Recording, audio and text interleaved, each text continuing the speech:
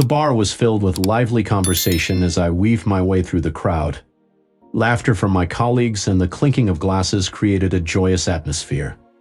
We had just finished a significant project, and the entire office was reveling in our achievement. "Tyrone, you're the man of the hour," George called out, lifting his beer in my direction. I grinned and walked over to him. "Hey George, looks like quite the turnout, huh?" I remarked.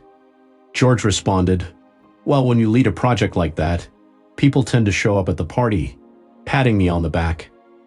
I tried to play down my role, attributing the success to the teamwork. George chuckled, "But seriously, you did an outstanding job. Christian has been singing your praises all night." I glanced over to see Christian near the bar, slightly swaying with a loosened tie and a glass of whiskey in hand.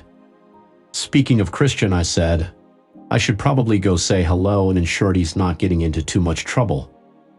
"George Snortetti wish you the best of luck with that. He's been drinking heavily." As I made my way through the room, stopping to chat with a few coworkers, I eventually reached Christian. He was slouched against the bar, his eyes unfocused. "Hey boss," I greeted him, trying to keep the mood light. "Are you having a good time?" Christian perked up at my arrival, a crooked smile appearing on his face. "Tyrone, the project wizard himself," he exclaimed. I chuckled and played along, saying, "I don't know about wizard, but I'm glad everything worked out." Disagreeing, Christian slurred, "You're a goddamn magician. The way you dealt with that client was pure gold." "Thank you, Christian. I appreciate that," I replied. He leaned in close, his breath heavy. "You know what else I appreciate?" I raised an eyebrow, asking, "What's that?" Christian's voice dropped to a whisper as he said, "Your wife." My body tensed, but I maintained a neutral expression. "Excuse me?" His eyes sparkled mischievously. "Candace. I saw her at the gala last month. My God, Tyrone, she's stunning. Absolutely gorgio." I forced a tight smile when Christian mentioned how lucky I was to have Candace. His words started to slur as he continued, expressing a primal desire he felt for her. I clenched my jaw, hoping he would realize the inappropriateness of his words if I let him talk, but he persisted. Christian leaned in closer, his breath warm on my ear, sharing his intense desire to spend time with Candace. My fists tightened at my sides as he rambled on, undeterred by my attempts to redirect him. Ignoring my warning, he revealed his proposition for me, offering money in exchange for a night with Candace. Despite my low and dangerous tone, Christian continued, oblivious to my discomfort. The room spun as I struggled to process his words, feeling a surge of anger ignoring the background noise of chatter and music. I gazed at Christian, a man whom I had always admired and put in hard work for. However, in that moment, all I could see was a drunken, indulgent wreck. Without hesitation, my fist connected with his jaw, the sound of bone against bone oddly gratifying. Christian stumbled back, colliding with a nearby table, causing glasses to shatter and the bar to lapse into an eerie silence. I stood there, breathing heavily, as Christian lay sprawled on the floor, gazing up at me in shock and pain. Before the tension could settle, George's voice sliced through the quiet, questioning my actions. Though my friend's concern was evident, I couldn't face the impending inquiries, stares, and murmurs that were beginning to spread through the bar. Without a word, I turned on my heel and briskly exited the scene. Despite George calling my name behind me, I pressed on, craving fresh air and distance away from Christian and his repulsive behavior. The refreshing coolness of the night air enveloped me as I dashed out onto the street. Trying to clear my head, I took deep breaths of the crisp air, but Christian's words lingered, the audacity and disrespect boiling my blood once more. "Tyrone, wait up." George's voice interrupted my thoughts as he jogged after me, concern etched on his face. He inquired about what had happened, but I couldn't bring myself to articulate it just yet. "I can't. I need some time, George." "I'll explain later," I replied, shaking my head. George, torn between worry and curiosity, offered to call a cab, but I declined. "I need to walk to clear my head." George hesitated before insisting, "Call me if you need anything, day or night." Grateful, I mustered a small smile. Thanks, George. I appreciate it. As I began to move away, George called out one more time. I turned back to face him, and he reassured me. Whatever Christian said or did, it must have been really bad for you to react that way. Just remember, I've got your back, okay? The first glimmer of relief since Christian's troublesome proposition washed over me, a flicker of warmth in my chest. It was good to know I had at least one true friend in my corner. Thanks, man. That means a lot. With a final nod to George, I set off down the street. The city lights blurred around me as I walked, my mind racing. How was I going to explain this to Candace? To HR? Had I just torpedoed my entire career over one drunken comment? No, I decided. This wasn't just a comment. It was a proposition, a blatant disrespect of my marriage and my wife. Christian had crossed a line, and I'd be damned if I was going to let him get away with it. As I walked through the night, one thing became crystal clear. Things at the office were about to change dramatically, and I needed to be ready for whatever came next. The next morning, I sat at our kitchen table, nursing a cup of coffee and trying to figure out how to broach the subject with Candace. She bustled around the kitchen softly as she prepared breakfast. The normalcy of it all felt surreal after the events of last night. Candace, I finally said, does my voice sound strained even to my own ears? We need to talk, she said, turning with a slight frown creasing her brow. Is everything okay, Tyrone? You came home pretty late last night. I took a deep breath. Something happened at the office party. Something bad. Candace sat down, holding a bowl, and took a seat across from me. What is it? Did the project fall through? She asked. I shook my head. No, it's not about the project. It's about Christian. Her eyes widened slightly, and I could have sworn I saw a flicker of something pass across her face. But it vanished so quickly I convinced myself I'd imagined it. What about Christian? She inquired, her voice carefully neutral. Clenching my jaw, the anger from last night resurfaced. He propositioned me about you. Candace's brow furrowed. What do you mean? Was he drunk? I explained, the bitter taste of the words in my mouth. He cornered me at the bar and told me he wanted to spend time with you, offered to pay me to arrange it. I watched Candace's face carefully as I spoke, searching for any sign of. I was overwhelmed with shock and disgust, yet her response appeared restrained. Oh my God, she murmured, Tyrone, that's terrible. How did you handle it?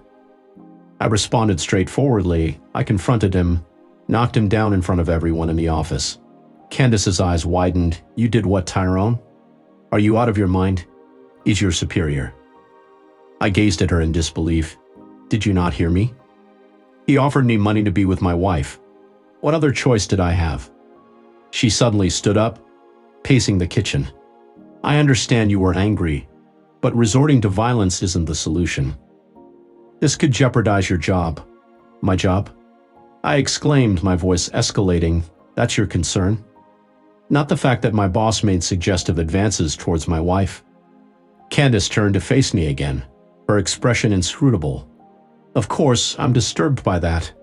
It's completely inappropriate. But hitting him won't resolve anything. It will only make matters worse.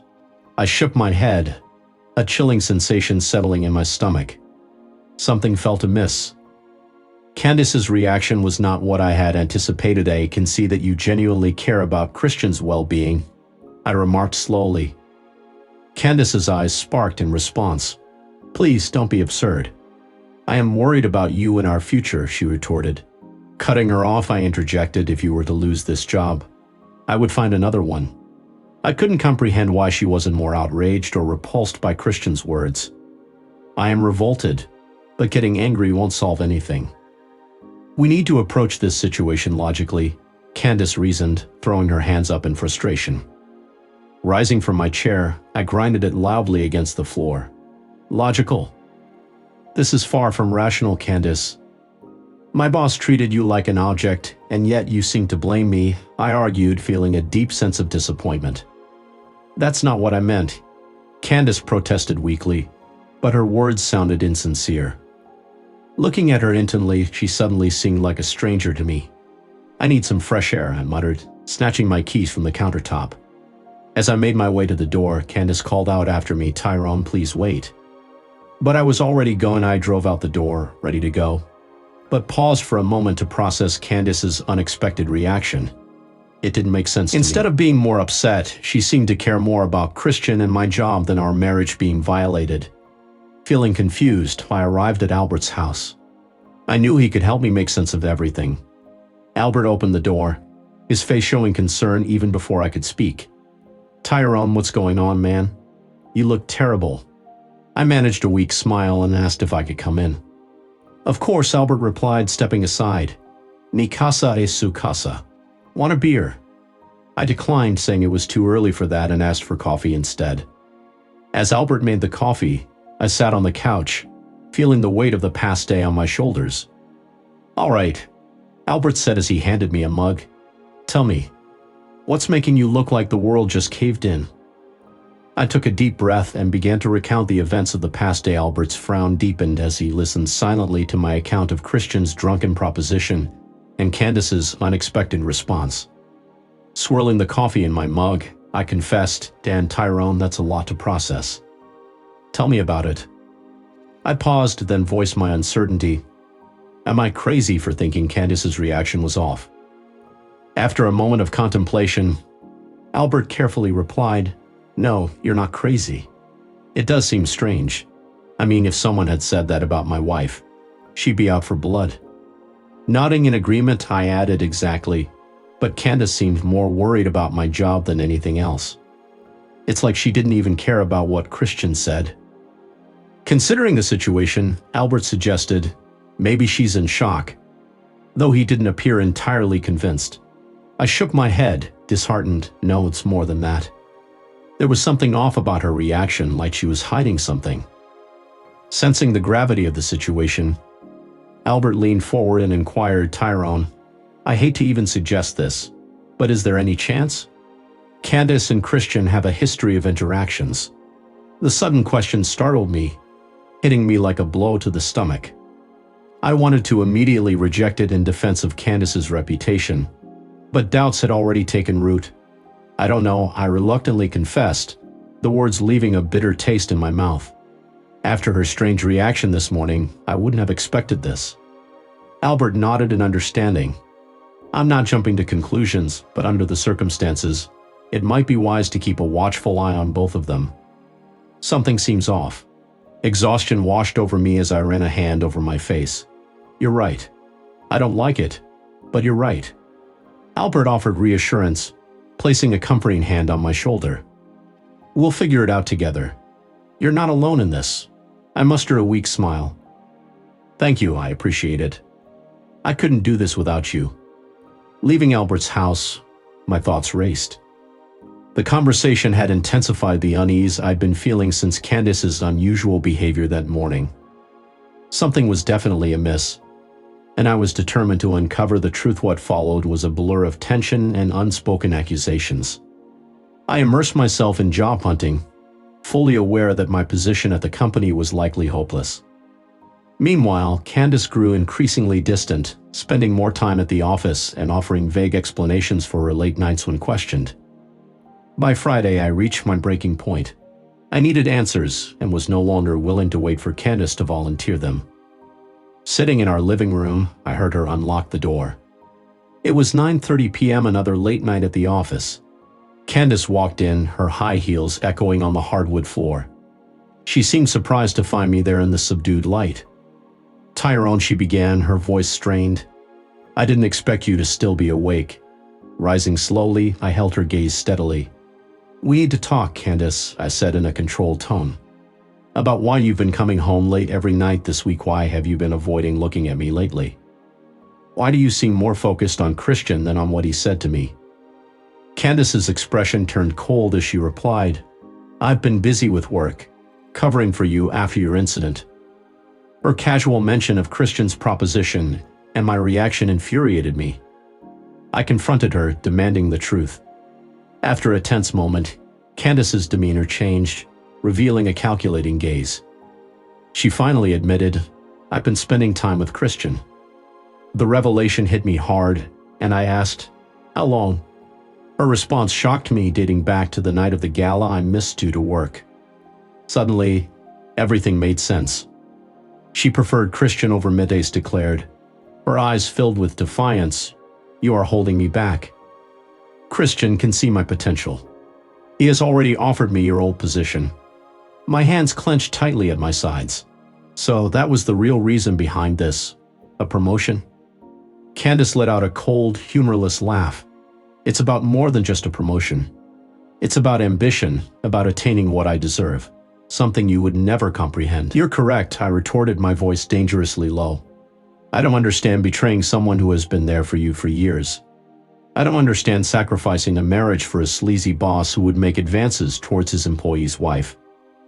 Candace scoffed. "Oh, come on. Don't act all righteous. You're just envious because Christian achieved what you could not maintain." Something inside me snapped.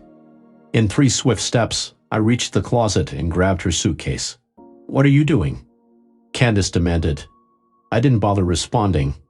Instead, I stormed to our bedroom, opening drawers and carelessly tossing her clothes into the suitcase. "Tyrone, please stop," Candace shouted. Aiming to grab my arm, I shook her off, my voice eerily calm. "You want Christian so badly. Fine, go to him, but you're not staying here another minute." "You can't kick me out," Candace protested. "This is my house too."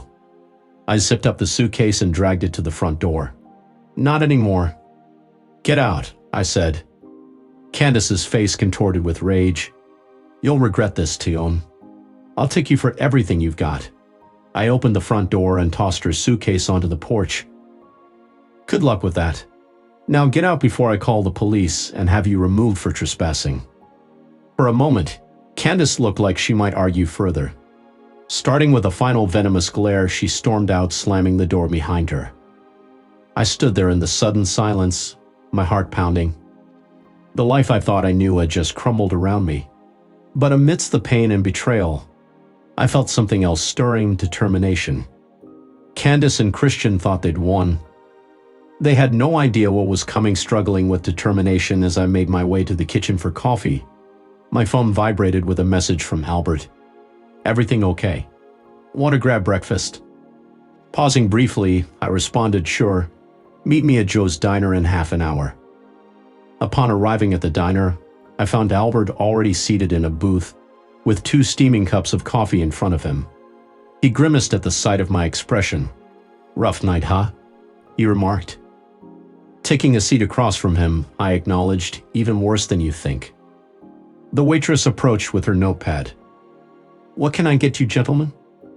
"Just coffee for me," I replied. Albert insisted, "Come on, Ty, you need some food. Let's both have the breakfast special." Once the waitress departed, Albert leaned in, prompting, "All right, spill it. What's going on?"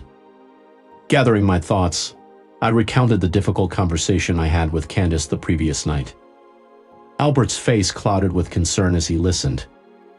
"Sorry to hear that," he offered sympathetically. "I had a feeling something wasn't right, but I didn't expect." "I know," I interjected bitterly. 7 years together, and it turns out I never really knew her." Shaking his head in disbelief, Albert inquired, "So, what's your next move?" As I sat there, pondering my next move, I took a slow sip of coffee. My top priority was obtaining evidence to counter Candace's expected claims in the divorce. When I mentioned this to Albert, he seemed intrigued and questioned my plan. It occurred to me that Candace frequently backed up her phone to our shared cloud storage. If I could gain access to that, who knows what I might find. Albert's expression shifted, indicating his realization of the possibility of discovering evidence of the affair on it. Determined to uncover the truth, I pulled out my phone and began navigating to the cloud storage, with Albert closely observing.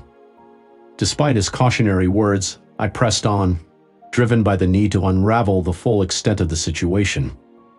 With a moment of hesitation, I tapped the screen, causing a myriad of incriminating messages, photos, and videos between Candace and Christian to flood the display. The blatant evidence shocked both Albert and me, leaving me with a clenched jaw and a churning stomach. No, they weren't just thought, they were untouchable. As I delved deeper into the messages, a pattern emerged. It wasn't just about the affair. Candace and Christian had been plotting, using insider information to manipulate stocks and secure deals. "This is bigger than just an affair," I said, showing Albert a particularly damning exchange. "They've been up to some seriously shady business practices." Albert whistled low. "That's corporate espionage, man. This could bring down the whole company." I nodded. "Exactly, and it's exactly what I need." "What are you thinking?" Albert asked with concern. "I'm thinking it's time to fight fire with fire. Candace and Christian want to play dirty? Fine, but they're about to learn they're not the only ones who can play that game." "You sure about this, Ty?" Albert asked, studying me. "I'm sure," I cut him off. "They destroyed my life, my marriage, my career, everything. I'm not just going to roll over and take it." He nodded slowly. "All sure thing. Got your back, buddy." Just then the server brought over our food. As she placed the dishes on the table, I noticed her name tag read Tracy. "Tracy," I began, an idea sparking in my mind. "Do you happen to know any good lawyers?" She seemed surprised at first, but then flashed a smile. "Actually, my sister is a lawyer. Tracy Fleming. She specializes in divorce and corporate law." "Want her contact details?"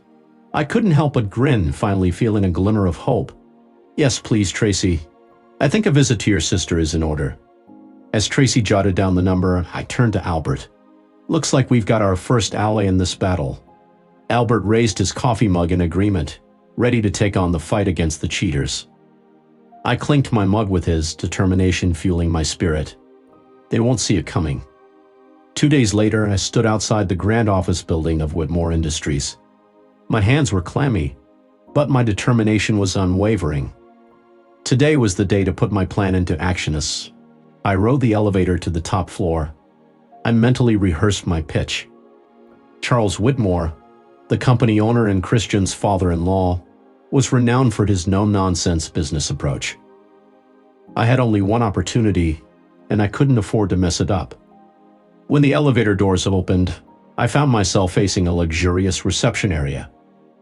A serious-looking woman sat behind a modern desk, giving me a skeptical glance. "Can I help you?" she inquired, her tone indicating her doubts. Adjusting my tie, I replied confidently, "I have an appointment to see Mr. Whitmore." She checked her computer, looking slightly puzzled. "Mr. Whitmore is quite busy." "What is this in reference to?" I smoothly replied, "I have a business proposition that Mr. Whitmore will find intriguing." Before she could respond, Charles Whitmore himself appeared from a nearby door. Towering and commanding, with steel gray hair and piercing blue eyes, he beckoned me inside. "Come in," he gruffed. "You have 15 minutes. Make them count." I followed him into his office, a spacious room with panoramic windows that offered a stunning view. In the panoramic view of Street Lewis, Whitmore sat composed behind a large mahogany desk, motioning for me to join him. "All right," he began, reclining in his chair. "What is this matter you are so eager to discuss?" Meeting his gaze unwaveringly, I replied, "It's not exactly an opportunity, Mr. Whitmore, but rather a word of caution. Your company is facing a threat." Whitmore's eyes narrowed suspiciously. "Is that a warning?" I clarified, "Not from me, but from individuals you have placed trust in. Those who are not only betraying the company, but also you personally." Expressing his skepticism, Whitmore grumbled, "You have 30 seconds to explain yourself before I have security escort you out." Swiftly, I presented my phone, revealing the evidence I had painstakingly collected. "Your son-in-law, Christian Howell, has been involved in corporate espionage and insider trading, and he is not acting alone." Although Whitmore's demeanor remained steadfast, a glimmer of interest sparked in his eyes. "That is a grave accusation," he remarked. "I assume you have evidence." Assertively, I declared, "More than you can imagine," and passed him my phone. For the next 10 minutes, the room was filled only with the sound of Whitmore's contemplation scrolling through the messages and files. He let out an occasional grunt. Upon finally looking up, his face was a mask of barely contained fury. "How did you obtain this?" he demanded. I took a deep breath before answering. "Christian made advances towards my wife at a company event." When I confronted her, she revealed that they have been having an affair. They have been using our shared cloud storage to communicate. What do you seek in exchange for this information? Whitmore's jaw tightened. Justice, I replied simply. Christian and my soon-to-be ex-wife have ruined my life. I want them exposed for who they truly are. Whitmore studied me for a moment before suggesting, you could have reported this to the SEC and profited as a whistleblower.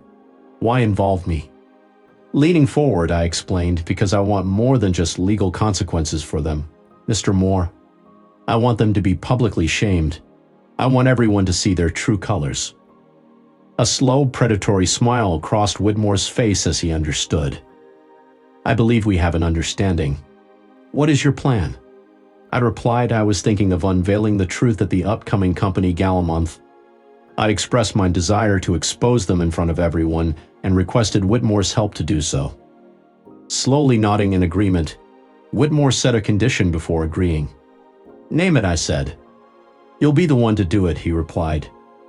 He proposed that I host the gala, giving me full access to necessary resources, emphasizing that I must be the one to bring them down when the time comes. Anticipation surged within me, and I accepted the challenge. Leaving Whitmore's office, I received a text from Albert asking about the outcome. I confidently replied, better than we could have imagined. Get ready. The real work starts now. In the following weeks, I dedicated myself to gala preparations, utilizing Whitmore's resources to ensure every detail was meticulously planned. I knew that merely exposing Christian and Candace wouldn't suffice. I needed to delve into their minds and make them feel the pressure. This is where the real challenge began. Anonymous messages had arrived. Albert questioned my confidence in our plan as we sat in his living room. I remained resolute, gazing at the burner phone in my hand. They must be aware that time is ticking against them. I want them to be fearful, constantly looking over their shoulders. Albert shrugged. I'll write it to your call. What will the initial message say? After a brief pause, I input a concise message. I know what you did. Soon everyone will. Short and not so sweet, Albert commented. I like it. The following days saw more messages hinting at impending exposure. Christian and Candace visibly struggled, their composure faltering. One night, while leaving the office after another planning session, I encountered Nora Barker, a senior executive still at work. Tyrone, she said, studying me intently. I managed a weary smile. Just ensuring everything's perfect for tea. Gala. Nora nodded slowly. I have to say, I was surprised when Charles announced you'd be hosting, especially after, well, you know.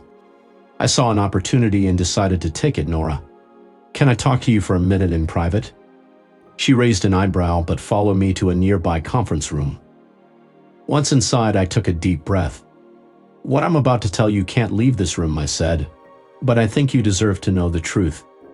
Over the next half hour, I laid out everything Christian and Candace had done, showing Nora the evidence I'd gathered. By the end, her face was a mix of shock and anger. Those bastards, she muttered. I always knew Christian was ambitious, but this, how can I help? I felt a surge of relief.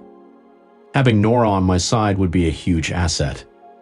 For now, just act normal. But when the time comes at the gala, I may need your support. Nora nodded firmly. You've got it, Tyrone. Whatever you need. As the days ticked down to the gala, I could feel the tension building. Christian and Candace were clearly on edge, darting towards coworkers and leaping at shadows. I sensed the mounting tension affecting more than just me.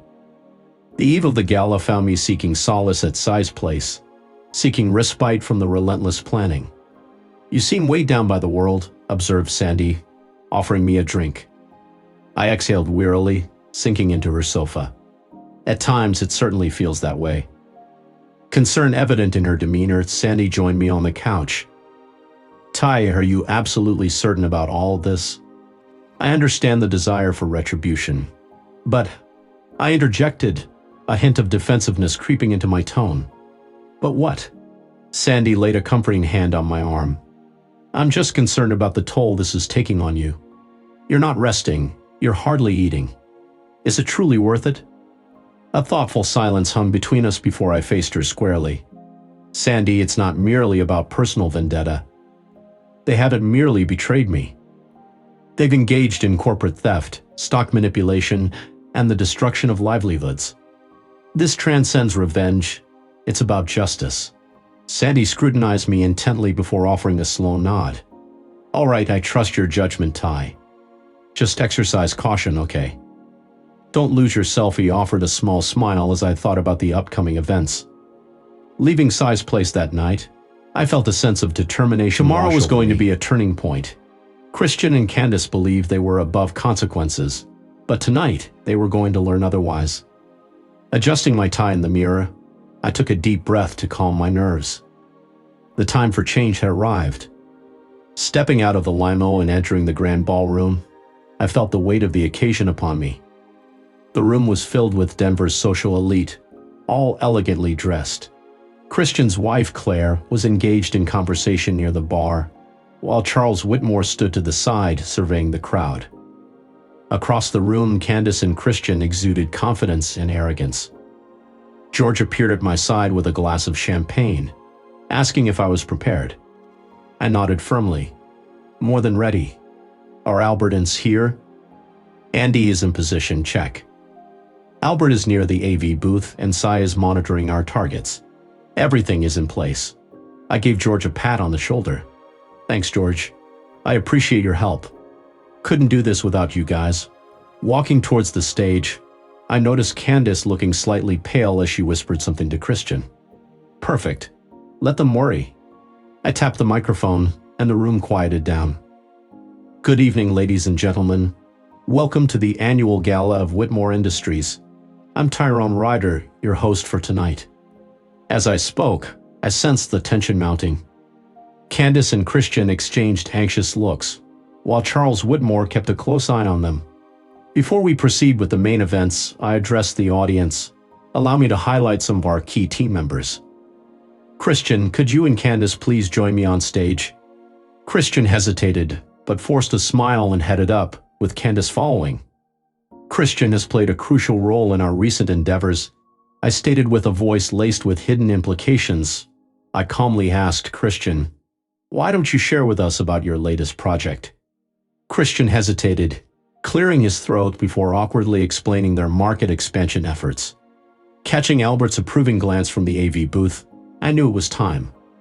Interrupting Christian mid-sentence, I redirected the attention to a different project that everyone was eager to hear about. Candace, visibly tense, questioned my motives. Flashing a cold smile, I ensured credit was rightly attributed, acknowledging the efforts of both collaborators.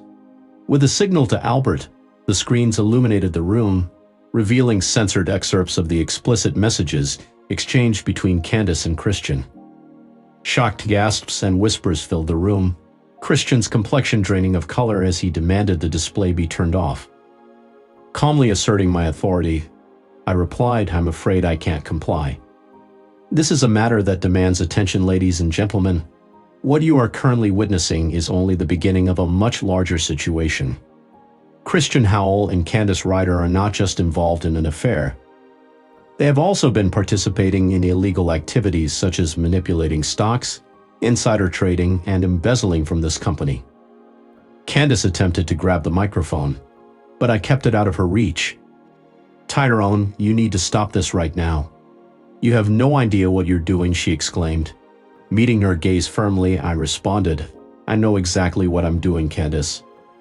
I am revealing the truth, something that seems to be foreign to you. The evidence continued to flash on the screens, provoking a growing reaction from the audience. Amidst the chaos, I saw Claire making her way through the crowd, her expression filled with anger. Christian, how could you betray me like this? She demanded. Christian raised his hands in a state of panic. Claire, sweetheart, let me explain, he pleaded. Without a word, Claire's hand met his cheek in a resounding slap. I don't want to hear it. We're over. I want a divorce, she declared as she stormed off the stage. Turning back to the astonished audience, I acknowledged, I understand that this is a lot to process, but Whitmore made his way to the stage. He took the microphone from me. his voice filled with cold rage. "Christian Howell, you're fired." Effective immediately, he declared. "And Candace, you're no longer welcome in this company. I'll personally see to it that you both face the full legal consequences of your actions." The room erupted into chaos as Candace and Christian stood frozen on the stage, their world crumbling around them. I stepped back, watching as security moved to escort them out. George appeared at my side, his eyes wide. "Holy Ty, you actually did it. It's done. We can't hurt anyone else now." As the gala dissolved into a flurry of shocked conversations and hurried departures, I slipped out onto the balcony. The cool night air was a welcome relief after the tension of the ballroom. I heard footsteps behind me and turned to see Sandy approaching. "You okay?" she asked, concern evident in her voice. I took a deep breath, looking out over the city lights. "Yeah, I think I am for now after a long time." Sandy softly gripped my arm. "What you did back there was amazing and terrifying, but mostly amazing," she said as I turned to face her, mustering a small smile. "I couldn't have done it without you, Albert and George. You kept me sane through all of this." She studied my expression for a moment before asking, "So, what now? Where does Tyrone Ryder go from here?" I shrugged, feeling a sense of hope and opportunity that I hadn't felt in years. "I'm not sure, but for the first time in a long time, I'm actually excited to find out." The days following the gala were a whirlwind of activity. The media swarmed Whitmore Industries like vultures, hungry for any tidbits about the scandal. I found myself in the thick of it all, fielding questions and issuing statements. One afternoon, as I sat in Charles Whitmore's office discussing the aftermath, his secretary interrupted. "Mr. Whitmore, there's a Tracy Flynn here to see Mr. Ryder." "Your lawyer?" Charles raised an eyebrow. As she stood up, she said, "Excuse me, sir, this shouldn't take long." Tracy was seated in the conference room with a pile of papers in front of her. As I walked in, she stood up with a smile on her face and greeted me. "Tyrone, I've got news," she said as I took a seat across from her. I asked if it was good or bad news, and she replied both in a sense, as she passed a document to me. She informed me that the divorce was proceeding smoothly due to the evidence of Candace's infidelity and illegal activities, meaning she wouldn't receive any financial support. I felt a sense of relief at this revelation. However, Tracy's expression turned serious as she shared the bad news that Christian and Candace were trying to blame me for setting them up and fabricating evidence. I scoffed at their attempts to deflect blame. Tracy assured me that their claims wouldn't hold up as the evidence was solid, but wanted me to be prepared for their smear campaign against my name. I remained calm, expressing that I had nothing to hide and was ready to face their accusations. Tracy nodded in agreement, acknowledging my strong stance. Before continuing, she mentioned that there was one more matter to discuss. "The SEC wants to talk to you." My eyebrows shot up. "The Securities and Exchange Commission? Why?" "They're investigating the insider trading allegations," Tracy explained. "You're not a suspect, but as the whistleblower, they want your statement." I nodded slowly. "All right, set it up. I'll tell them everything I know." As Tracy gathered her papers, she paused, looking at me intently. "Tyrone, and I have to say, I've never seen a case quite like this. The way you handled it, it was impressive." I managed a small smile. I had a lot of help and a lot of motivation. After Tracy left, I made my way back to Whitmore's office. He looked up as I entered, his expression unreadable. "Everything all right?" he asked. I nodded, taking a seat. "Just finalizing the divorce, and apparently, the SEC wants to talk to me." Whitmore's eyebrows rose. "The SEC? Well, that was faster than I expected. You ready for that?" "As ready as I'll ever be," I said. "Mr. Whitmore, I want to thank you again for your support in all this. I know it couldn't have happened without you." Despite being connected to your family, Whitmore dismissively waved his hand. "Family or not, I don't tolerate thieves and liars in my company. You did us all a service." Leaning forward, he fixed me with an intense gaze, which brings me to my next point. "I want you to permanently take over Christian's position." Surprised, I blinked and responded, "Sir, I am honored. But are you sure after everything that's happened?" Whitmore replied firmly, "I'm sure. You've shown integrity, intelligence, and a backbone of steel. That's exactly what this company needs right now. As I sat back, my mind reeled. Thank you, sir. I'd be honored to accept. Whitmore nodded, a rare smile crossing his face. Good. Well, let's talk about your first order of business. We've got a company to rebuild. Leaving Whitmore's office, my phone buzzed with a text from Albert. News just broke about Christian and Candace's arrest. You free for a drink? I smiled, typing back a quick response. Absolutely. The usual place in 30. At the bar, I found Albert and George D. Sandy and the others, already assembled, erupted in cheers as I made my way toward them, each of them raising their glasses in a toast to celebrate my recent success. George playfully called out as I joined them in the booth, causing me to chuckle. Sandy nudged me affectionately, noting, "Come on, guys. I couldn't have achieved any of this without your help." I, still feeling incredulous about the turn of events, I shook my head, admitting that the reality of my recent achievements hadn't quite sunk in. Just a month ago, I had felt like everything was falling apart. Albert acknowledged the moment by raising his glass, emphasizing that I was now on top of the world after facing and overcoming challenges. As we clinked glasses, a wave of calm washed over me. The path ahead wouldn't be without obstacles. There would be challenges, naysayers, and likely some backlash from past adversaries. However, for the first time in a while, I found myself anticipating what the future held. I began addressing my friends. I believe it's time for a toast of mine own. They fell silent, eagerly awaiting my words instantly, as I lifted my glass in a toast to fresh starts, loyal companions, and the triumph of truth. I was filled with optimism. I understood that no matter what challenges lay ahead, I was prepared. Despite Candace and Christian's attempts to bring me down, I emerged stronger than ever. With the support of my true friends and a promising future ahead, I felt ready to conquer the world. As time passed, the chaos subsided, giving way to occasional updates on Christian and Candace's legal issues. Immersing myself in my new responsibilities at Whitmore Industries, I devoted myself to restoring the company's reputation and rectifying the damage caused by Christian's unethical conduct. One chilly autumn morning, as I made my way to the courthouse to finalize my divorce from Candace, I encountered a familiar figure outside the courtroom. Greeting her calmly, I found Candace standing before me, her once confident demeanor now tinged with uncertainty. "Surprised, Tyrone," I said with a raised eyebrow as I glanced at him. "Seeing you here wasn't what I anticipated. It's our divorce hearing. Where else would I be?" Candace fidgeted with her purse strap. "I thought perhaps you'd send your lawyer. After everything you did?" I interjected, cutting her off. "No, Candace. I chose to be here to see this through."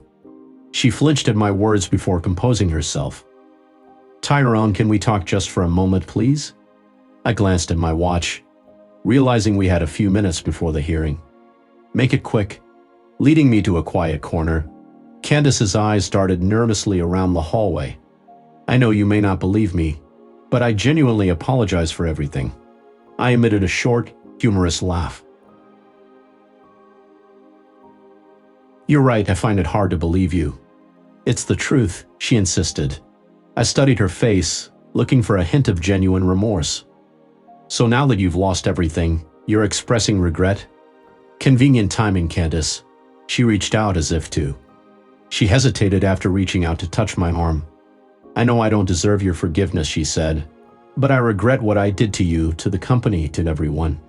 I shook my head, unmoved by her plea. "You're right, you don't deserve my forgiveness, and you won't get it," I stated firmly. "You made your choices, Candace, and now you have to face the consequences." Tears welled up in her eyes as she asked, "What am I supposed to do now?" "My career is ruined, I'm facing jail time." "That's not my problem," I responded firmly. "You should have thought about that before betraying everyone who cared about you." Just then, the bailiff announced that the courtroom was open. I started to leave, but Candace grabbed my sleeve. "Tyrone, wait. Just tell me one thing. Did you ever really love me?" I paused, reflecting on her question. "I did once, but that person I loved, She never truly existed, did she? Without waiting for a response, I entered the courtroom, leaving Candace and our failed marriage in the past. The hearing itself was short, and to the point. The judge had no hesitation in granting the divorce, due to the evidence of Candace's unfaithfulness and criminal activities.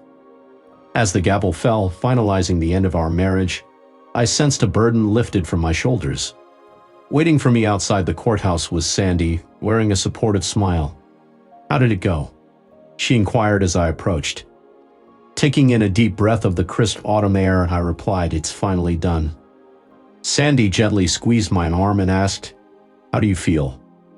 After a moment of contemplation, I responded, relieved, angry, sad, but mostly free. Understanding my mixed emotions, she nodded. "That's a lot to process. Want to discuss it over coffee?" I expressed my gratitude with a smile and accepted her offer. "Yes, I'd like that." While walking to a nearby cafe, Sandy updated me on the latest news. "Have you heard about Christian? He's apparently trying to make a deal with the prosecutors, offering to testify against others for a reduced sentence." I scoffed, typical of him to throw everyone else under the bus to save himself. Sandy shook her head, remarking that some people never change. However, she found solace in the fact that justice was being served. Settling into a cozy booth with steaming mugs of coffee in front of us, Sandy studied my face and praised how well I was handling everything. I modestly shrugged and held on to the warmth of my mug, acknowledging that though it wasn't easy, I was determined not to let the situation break me. I firmly believed that the best revenge was to keep living well. Sandy smiled, affirming that my resilience was admirable and characteristic of the Tyrone she knew and loved. Transitioning to a conversation about my new job, I couldn't help but feel a sense of pride and satisfaction. I shared with Sandy about the challenges I was facing in my new role, but how they were the kind that invigorated me. I was grateful for the autonomy Whitmore had given me to bring about positive changes and implement new policies. Sandy expressed genuine happiness for me, mentioning that I truly deserved all the good things coming my way. As we conversed further, I found myself reflecting on the tumultuous journey of the past few months, the betrayals, the heartache, and the unwavering pursuit of justice. Despite the hardships, all of these experiences had ultimately led me to this moment of growth and opportunity, peace surrounded by true friends, with a bright future ahead. Earth to Tyrone.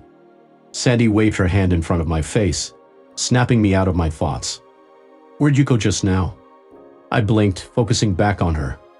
"Sorry, just thinking about everything that's happened." "It's been one hell of a ride." Sandy leaned forward, her expression serious. "You know, Ty, I've got to ask, do you ever regret how things went down? The public exposure, the scandal.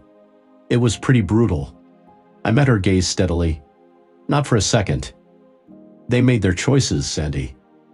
They chose to betray me, to steal from the company, to hurt countless people with their schemes. What happened to them, that's on them, not me." She nodded slowly. "I get that, but still, it must be hard sometimes, knowing how it all ended." I shook my head firmly. The only hard part was discovering the depth of their betrayal. Everything after that, that was justice, and I sleep just fine at night knowing I did the right thing. Just then, my phone buzzed. It was a text from Albert. "Turn on the..." Current news caused me to frown as I indicated the TV screen in the cafe's corner. "Hey, could you turn that up?" I asked the bartender, who promptly obliged. The news anchor's voice filled the cafe with an update. Christian Howell, the former executive connected to the Whitmore industry scandal, was discovered dead in his jail cell. Initial reports suggested it could have been a suicide, but investigations were ongoing. The cafe buzzed with reactions as I sat back, shocked. Sandy reached out and grasped my hand, asking if I was okay. After taking a moment to absorb the news, I replied, "Yeah, I'm fine. It's just, this isn't what I had hoped for. I sought justice, not this outcome." Sandy's response was direct. Christian made his choices, leading to this end. I nodded in agreement, gathering myself. "You're right. His actions inflicted a lot of harm. His demise doesn't change that." Sandy offered reassurance. You did what was necessary. You uncovered the truth, and what occurred afterward was beyond your control. We sat quietly, reflecting on the sobering turn of events as the weight of the situation settled upon us. My phone buzzed once more. Charles Whitmore was calling. His gruff voice came through as I answered. I assume you've heard the news. Yes, sir. I just saw it, I replied. Good. I need you in the office. We've got to get ahead of this. Prepare a statement. The vultures will be circling again, he instructed. I straightened up, my mind swiftly transitioning into work mode. I'm on my way, sir, I confirmed before ending the call. Sandy was already standing, grabbing her coat. Duty calls, I nodded, leaving money on the table for our coffees. Yeah, got to get to the office. Whitmore needs me to help manage this situation, I explained. Sandy smiled, a mix of pride and something else in her eyes. Look at you, all important now. Go on, go save the day. But Ty, I paused, turning back to her. Yeah, she asked. Remember, no matter what happens, you've got people in your corner. Me, Albert, George, we're here for you always, she reassured me. A warmth spread through my chest. I know, and I couldn't be more grateful for that, I expressed. I felt a sense of resolve wash over me. The road ahead would undoubtedly have its challenges. There would be more storms to weather, more battles to fight, but I was ready for them. Christian and Candace had tried to break me, to use me as a stepping stone in their twisted games. Instead, they had only made me stronger. They showed me who my true friends were, what I was capable of when pushed to the limit. I hailed a cab, my mind already racing with ideas for how to handle this latest development.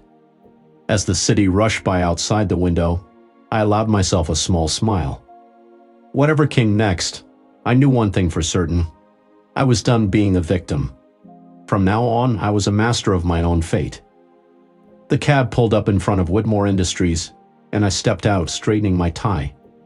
It was time to face whatever came next. It felt high. I walked through the doors, ready to take on the world. Thanks to everyone who took the time to listen to today's stories. If you enjoyed it, please consider liking and subscribing if you haven't done so yet. Please feel free to share your thoughts on the events in the comments below. Take care.